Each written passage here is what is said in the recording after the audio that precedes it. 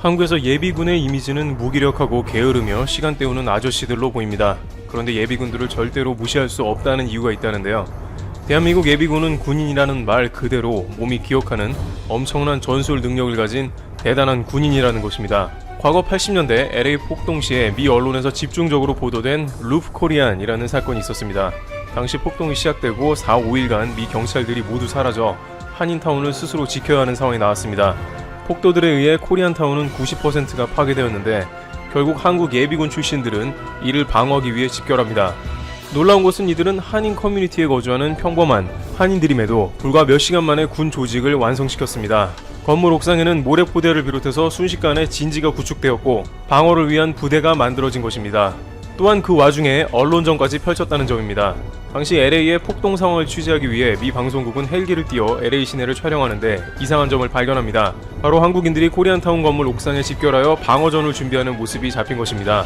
그런데 한인들은 옥상에 각종 기관포와 같은 가짜 중화기를 배치한 모습을 보였다고 합니다. 이 장면은 미 전역으로 송출되었는데 이 때문에 폭도들은 한인타운의 진입 자체를 두려워하게 됩니다.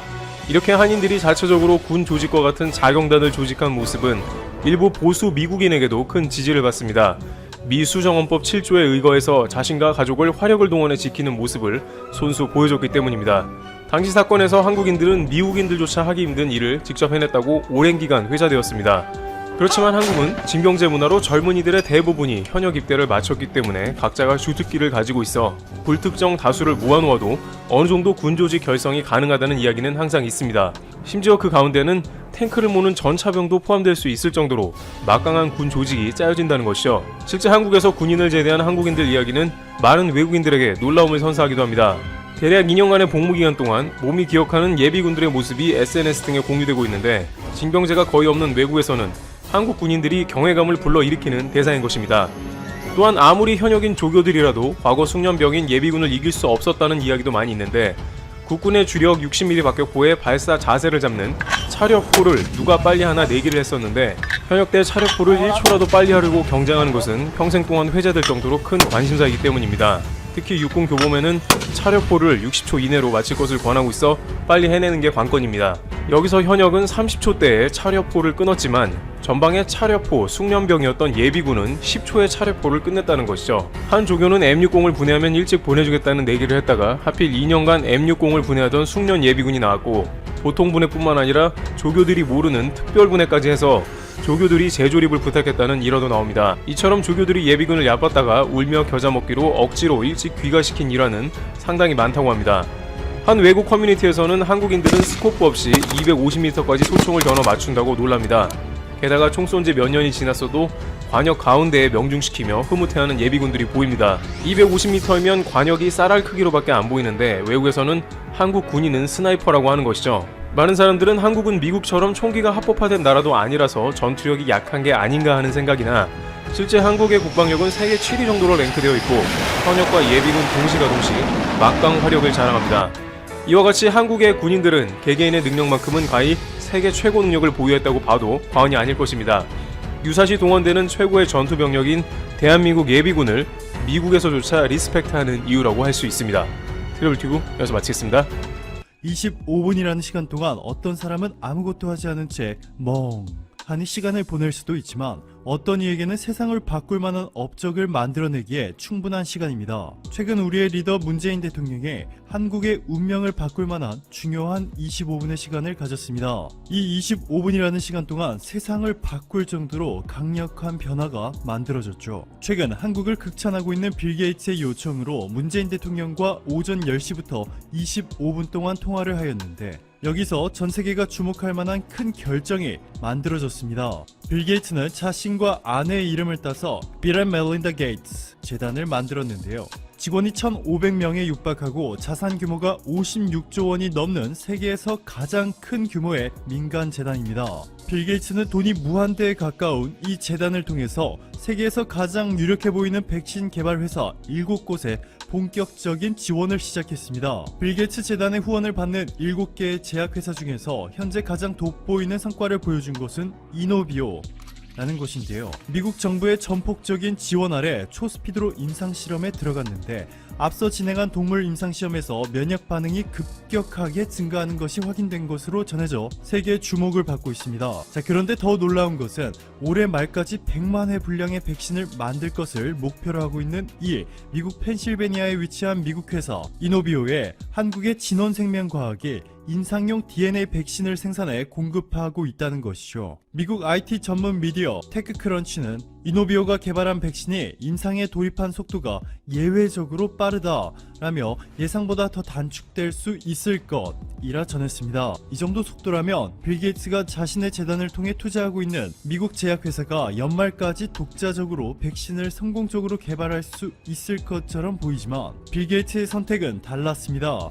한국과 손을 잡았죠. 좀 더 정확하게 말하면 빌 게이츠는 이미 한국의 백신 개발 능력이 얼마나 뛰어난지 파악하여 한국과 손을 잡은 상태였고, 이번에 문재인 대통령과의 통화에서 협력 수준을 엄청나게 강화시켰습니다. 이미 수개월 전 빌 게이츠 재단이 125억 원, 한국의 보건복지부가 250억 원, 그리고 한국생명과학기업이 함께 투자에 참여해 라이트 펀드를 만들어 공동으로 백신 개발에 나섰습니다. 빌 게이츠는 올해 이 라이트 펀드의 규모를 2배 이상 성장시킬 계획이라며 문재인 대통령의 대통령과 통화하기 전에 한국의 백신 및 치료제 개발 진행 상황을 찾아봤다. 한국과 협력해서 백신뿐만 아니라 치료제 개발을 가속화하길 기대한다. 문재인 대통령께서 지도력을 보여주셨다 라며 저 역시 한국 대응을 보고 배울 것이다. 한국이 세계의 모범이 되고 있다 전했습니다.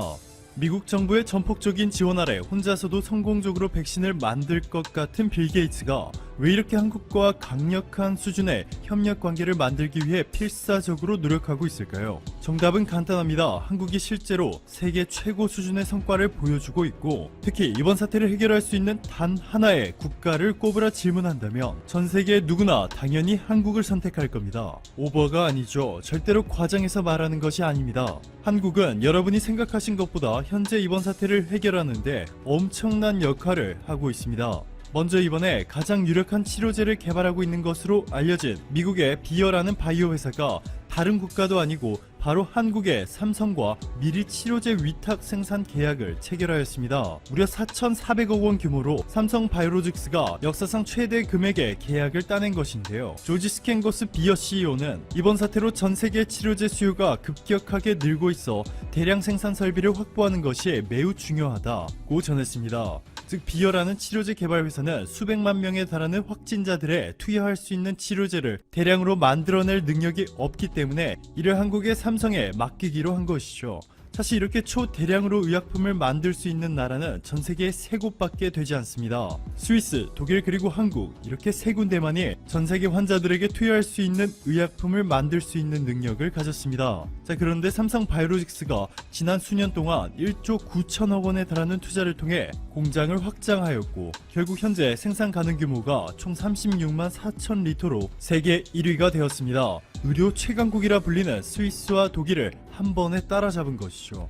김태한 삼성 바이오로직스 사장은 삼성이 보유한 글로벌 최첨단 생산 시설을 통해 이번 사태로 고통받고 있는 전 세계 환자들이 빠르고 안정적으로 치료받을 수 있도록 최선을 다하겠다 전했습니다. 이렇게 놀라운 성과를 보여주고 있는 곳은 삼성뿐만이 아닙니다. 한국의 1위 바이오 개발 기업 셀트리온이 최근 이렇게 치료제 개발 일정을 밝혔는데요. 한 달 만에 세포줄 개발을 하고 또 한 달 만에 임상 물질을 생산해내고 2주 만에 출하 실험을 한다는 초스피드 계획을 발표하였는데, 질병관리본부가 적극적으로 지원해준 덕분에 예상보다 무려 2주가 앞당겨졌다는 놀라운 소식이 전해졌습니다. 문재인 대통령은 최근 일본이 한국의 수출 통제를 시행했을 당시 범정부적인 대책위원회를 만들었고, 실무 지원단을 통해 곧바로 대응해 굉장히 빠른 속도로 일본에 의존하던 소재, 부품 자립화를 성공했다. 그리고 진단시약도 특별한 협업을 통해서 남들은 생각조차 할 수 없는 빠른 시간 안에 개발에 성공했다 라며 치료제와 백신 개발도 한국이 세계에서 가장 앞서가자며 100% 보상이라는 정부의 전폭적인 지원을 선언하였습니다. 문재인 대통령의 이 발언이 즉각 현실로 나타나고 있는 것이죠. 이에 따라 업계에서는 셀트리온의 치료제가 실제로 환자에 투약될 시기가 오는 7월 중순, 아니 빠르면 7월 초에도 가능성이 있을 것이라 전망하고 있습니다. 엄청난 속도죠. 지금부터 3개월밖에 남지 않았는데요. 전 세계 어느 국가에서도 상상조차 할 수 없는 속도입니다. 게다가 더욱 놀라운 것은 치료제와 백신 실험을 동시에 진행하고 있다는 것인데, 셀트리온 관계자는 다른 글로벌 제약사들보다 빠른 속도로 진행하겠다, 이번 7월 대량 생산을 추진할 것 이라며 강한 자신감을 내비쳤습니다. 여기에 최근 한국기초과학연구원의 김빈내리 단장이 서울대 장애실 교수 연구팀과 질병관리본부와의 공동 연구를 통해서 세계 최초로 이번 사태의 핵심인 문제의 유전자가 어떠한 원리로 증식하는지, 그리고 문제의 RNA들이 어디에 얼마나 위치해 있는지 정확하게 파악하는 데 성공해 세계 최고의 생명과학 권위지 셀에 실렸을 뿐만 아니라 이번 사태를 해결하는 데 중대한 영향을 미칠 것으로 평가되면서 노벨상 수상 가능성까지 거론되고 있습니다. 너무나 위대했던 나머지 인정하고 싶어하지 않는 일본에서마저 이렇게 한국의 개발 성공 소식을 보도하였는데요. 댓글이 2,400개에 댓글당 좋아요가 2만 개가 넘습니다. 일본인들도 엄청나게 뜨거운 반응을 보이고 있는 것인데요. 이들은 그게 사실이라면 고맙습니다 라며 한국이 개발에 성공하면 자신들도 드디어 안전해질 수 있다 기뻐하고 있지만, 하지만 바로 노벨상으로 연결시키는 것은 무리가 따르는 것 같아 유감이네요 라며 끝까지 한국의 기술력이 일본보다 뛰어나다는 사실을 인정하지 않으려는 필살의 몸부림을 치고 있습니다. 일본이 이렇게 한국의 개발 소식에 배아파하는 반응을 보이는 것을 고려했을 때 이것이 얼마나 대단한 성과인지 이미 확실하게 증명된 것이고, 빌 게이츠 재단을 통해 무려 10개의 대형 제약회사들에 투자해 치료제와 백신을 개발하고 있는 빌 게이츠가 너무나도 간절하게 한국과 손잡으려는 것이 너무나도 당연한 상황입니다. 일부 언론에서는 빌 게이츠가 한국을 칭찬한 적이 없고 한국에서 과대포장하고 있는 것이라며 한국에 대한 악성 기사들을 쏟아내고 있는데, 이는 절대로 사실이 아닙니다. 파이낸셜 타임스, 유로뉴스, CNBC 등의 보도들에서 확인할 수 있듯이 한국이 아닌 영국과 미국 언론들과의 인터뷰에서도 이렇게 한국을 극찬하고 있습니다. 전 세계가 한국으로부터 배워야 한다. 중국과 함께 이번 사태를 가장 먼저 맞이한 한국은 이미 벌써 생활이 정상으로 돌아오고 있다. 미국은 한국처럼 개별 사례를 보고 기준을 따질 수 있는 통일된 시스템을 갖고 있지 못한다 라고 말이죠. 어느덧 확진자 50만 명을 돌파한 미국, 3주 만에 1680만 명의 미국인들이 일자리를 잃은 현재 역사상 최대의 위기 상황인데요. 한국과 손 잡아야만 조금이라도 피해를 줄일 수 있는 것이 현실인 상황을 정확하게 인지하고 실천에 옮긴 빌 게이츠와는 달리, 트럼프 대통령은 최근 한국이 제시한 한미 방위비 분담금 인상액 지난해보다 무려 13%를 올리겠다는 한국의 제안을 거절하였습니다. 로이터 통신은 트럼프 대통령의 거절로 미국과 한국의 관계가 어려움에 빠졌다며 관계자의 말을 인용해 현재 한국과 미국의 방위비 협상 교착 상태는 미국이 애초에 과도한 요구를 했기 때문이라며, 한국이 트럼프가 받아들일 수 있는 제안을 하지 않는다면 미국이 어떻게 대응해야 할지에 대한 해답은 오랜 기간 의문으로 남았다 보도하였습니다. 쉽게 말해 한국이 미국이 원하는 금액을 줄 수 없다고 해도 트럼프는 다른 대안이 전혀 없다는 것이죠. 그러면서 로이터 통신은 미국과 한국이 방위비 분담 협상보다 이번 바이러스 사태에 더 집중하고 있다 라며 긴급 상황을 고려할 때 이 거래가 충분히 좋을 것이라는 희망이 있다 전했고, CNN은 트럼프는 미국에서 이미 많은 검사가 진행되고 있다 주장하고 있지만 사실은 한국에 도움을 요청하고 있다 라며 트럼프가 한국에서 보내주는 것이라며 무엇이든 즉시 미국 내에서 판매가 허가되도록 액션을 취하겠다 발언한 점을 꼬집어 보도하였습니다. 즉 전세계 언론들도 이번 사태로 한국의 도움이 절실하게 필요한 미국에게는 선택권이 없어 결국 미국이 한국의 제안에 따를 것이라 분석하고 있습니다.